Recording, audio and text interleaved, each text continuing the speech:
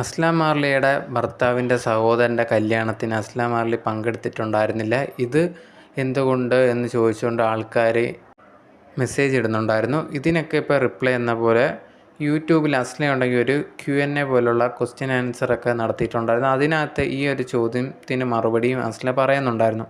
അതിനകത്ത് പറഞ്ഞൊരു കാര്യം, ഞാനുണ്ടെങ്കിൽ പങ്കെടുക്കാതിരുന്നതിൻ്റെ കാരണം എന്ന് പറയുന്നത് എൻ്റെ ഭർത്താവ് ഇപ്പം നാട്ടിലില്ല എന്നുള്ളത് കൊണ്ടാണ്. ഇപ്പം വിദേശത്താണ്.